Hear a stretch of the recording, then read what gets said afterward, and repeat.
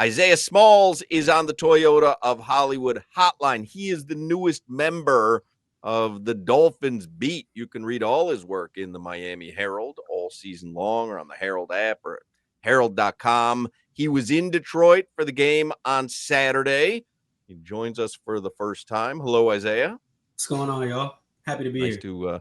Nice to meet you. We're gonna learn a little bit about him too. I gotta, I need to know everything that's going on with everybody. But you wrote that seeing the Dolphins cornerback unit on Saturday, you saw some things. So what did you see? What do you think?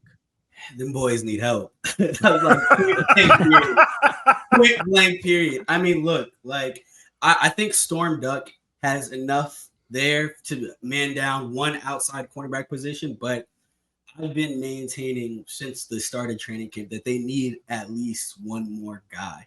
And McDaniel said today that he's more interested in finding players that can actually play versus guys that just have that nameplate, right? The guys that, have some sort of prestige to them. But I think at some point you might need a guy that has a nameplate because it's just, I don't know, man. It's over those two joint practices, those guys got cooked. It didn't really matter who was out there. I know, Channing, you were out there too. You saw it firsthand. Yeah. Ross Brown was Jerry. He is Jerry Rice, Isaiah. This man was killing them. I mean, Amon-Ra St. Brown's going to make a lot of cornerbacks look bad. No, I mean, it's not. Yeah, of course. But when you get to, and not to say that, Jameson Williams is a huge drop off of talent, but Jameson Williams was doing it too. And to me, I think it got to a point where, a guy like, I mean, I don't want to be specific, but there was one guy in particular who got cooked a lot on day one, and you didn't really see him. Jack Jones. And you just didn't see him get a lot of run on day two. And I specifically asked Mike on right before the second joint practice, like, what has he seen from this cornerback unit? And he said, look, like, it's a great challenge to go up against a guy like Amon-Ra St. Brown. And, you learn a lot by placing these guys in adverse positions. But at some point, it crosses over into malpractice because, cornerback is a lot of it is mental, right? And so if you're still stuck on that last play that happened 2-3 days ago, like you're not going to be as good at, what's in front of you. But I say all that to say, like, I just think that there's one guy that they just need because, and I understand, I'm gonna take a step back. I understand that, they're being very cautious with letting people into this locker room, right? It's a very fragile ecosystem at this point, right? And so you don't want to bring in the wrong guy and then all of a sudden it just, everything hits the fan, right? But at the same time, there's a lot of guys that might not be on that level, but are on the level right below Amon-Ra that the Dolphins will face this year. I'm thinking of guys like Lad McConkey. I'm thinking of a DK Metcalf. Like, there are guys that they will face this year who can tear them up. Like, I'm still, like, even though, Stephon Diggs is still, rehabbing that injury, I still think he could cook some of these guys in the secondary. So it's rough. It was very rough on Wednesday and Thursday for sure. I got a quarterback question, but what do you mean a fragile locker room? Like, get talent and go play ball. That didn't work for them. I mean, look, I know you guys have, I'm sure, talk ad nauseum about the Tua and Tyreek stuff, but I think in addition to that, like, I just think that they're very intentional with letting the young guys run, right? And so if you bring in a veteran that might be, and obviously, Channing, you can speak more to this than I can, but to me, at least, if you bring in a guy that is very set in their ways, that has his own process for getting ready to be able to play on Sundays, right? And if that process doesn't necessarily jibe with the process that the locker room has, that the guys already in the locker room have, I think it might cause a little bit of friction. Maybe not, but that's just my take on it. The other thing that we've been talking about was the running back situation. So I think everybody's in love with Ollie Gordon. Other than D. Eskridge, like, the biggest takeaway from Saturday was, man, Ollie Gordon's really good. Has Jalen Wright, in your opinion, has he lost the RB2 slot and has Ollie Gordon overtaken him, or is there still another preseason game? Is there still more of a process to be played out there? I think that if he hasn't overtaken him yet, if Ollie hasn't overtaken him yet, it will happen this week. Look, with Devon, nursing a calf injury, as we learned today from McDaniel, right? It's going to be the Jalen Wright show this week. We have a joint practice. They have one practice tomorrow and then joint practice on Thursday against the Jaguars.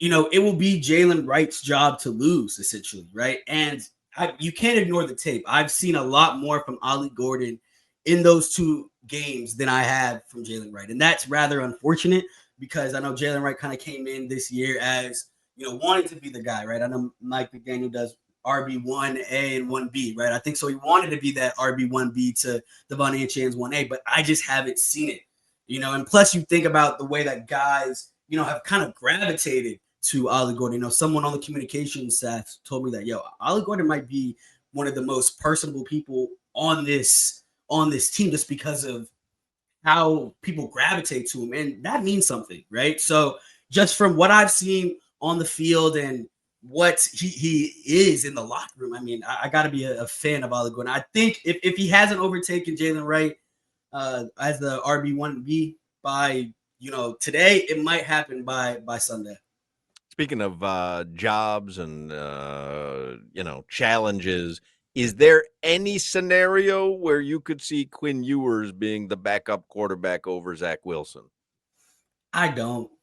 Only because, look, I love what I saw from Quinn on Saturday, right? That first wrist flick for that touchdown with Theo Weeks Jr., that was more akin to what a lot of us on the beat had been seeing early in training camp from Quinn, just specifically that Theo and his connection, right? But I've always been the guy that gravitates to the quarterback, the cornerback, whatever position we're talking about. I'm always a guy that gravitates to the person who has more NFL snaps, right? Just at the end of the day, just because Zach Wilson has played at the level, he hasn't been great at a high level, but he's played, right? And I think they trust him to be able to be better within this system, right? Now, I think maybe if we get deeper into the actual regular season, right?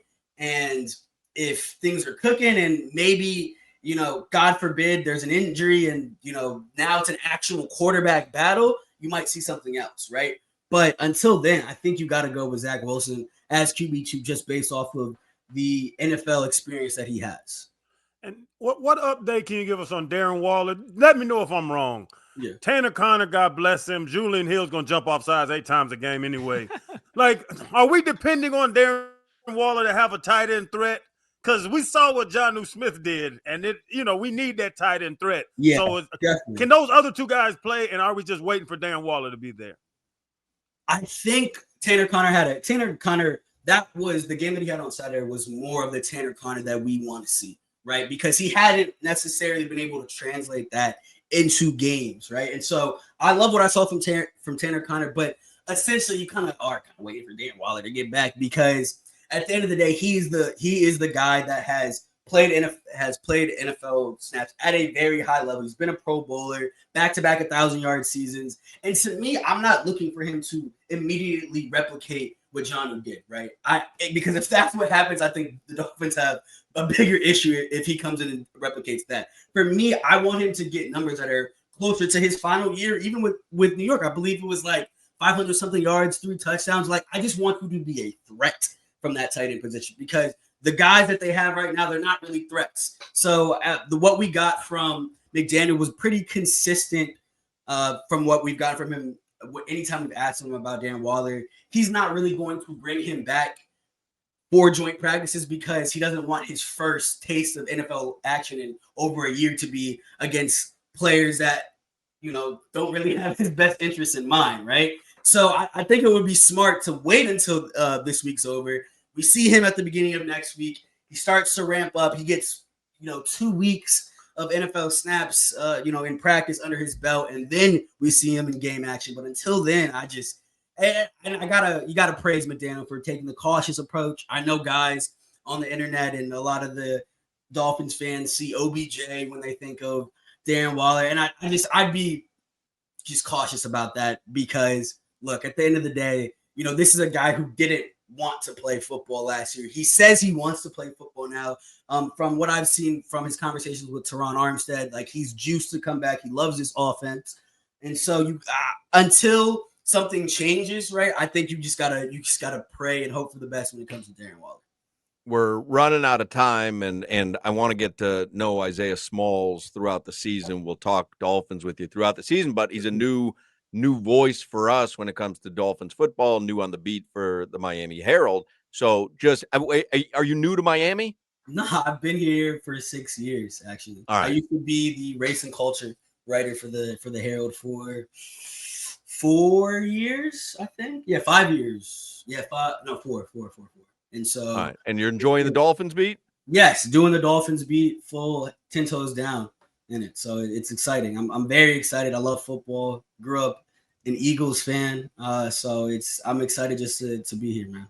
All right. Well, let me ask you a couple of questions that are specific to our show, just so we can get to know you a little bit. When you eat a hamburger, a big old cheeseburger, do you cut it in half? Yeah. Of course. Wow. Of course. So that's a big mistake. So write down -1, Jimmy. You got to. Isaiah. It's too messy sometimes if you just go and look. I do both. I'm not partial to either one. But if it's served to me cut up, I'm not tripping off of it. I'm not tripping. Right. Preach. See if you can do better on this one. Do you ever refer to pizza as Nah, no. Oh man, 0 for 2, Isaiah. This is rough, man. I have to stick with Perk and Omar at this point. Let's see if he can dig himself out of this. Are Girl Scout cookies overrated? Yeah, 100%. Yeah, there you go. That's my guy. I don't eat Girl Scout. That's my guy. That's my guy. There you go. All right, now we're cooking with grease, Crowder. Now we're getting somewhere. Do you ever go to Epcot Center at Disney? Yeah, I've been there once. Worst experience of your life? I don't remember it. I was young. I was very young. Yeah. Okay. So you don't go as an adult. You don't go to. I haven't gone as an adult yet. Okay, good for you. Everybody else, like everybody that gets kidnapped, they get kidnapped and taken. That's what happened. He's making a comeback here at the end. Okay. He's a closer. Right. Isaiah's a closer. There you go. Going on here. What else? Let me see. I don't know. Who has more of a claim to cream soda, Jews or blacks? There won't be a situation where I vote against black people. So cream soda, you're gonna take cream soda? Man. There won't be a situation cream soda where I'm gonna choose my people over. I'm not gonna choose black people. Cream soda for years. I don't even know where this question comes from. That's my point. But I'm not gonna choose someone else. Come on now, I love a good cream soda. Well, I guess this one goes without saying. What's the better TV show, Friends or Martin? Martin. Come on now. Come on now. I told Isaiah in the commercial break, we get a little weird sometimes. I'm all for it. We got to go. We'll get to know you better next time. We ran up against it this time. Isaiah Smalls, you can read his work in the Miami Herald. Follow him on Twitter as well. And make sure you download the Herald app. Subscribe to the Herald as well for your Dolphins info all season. Thank you, Isaiah. Appreciate y'all.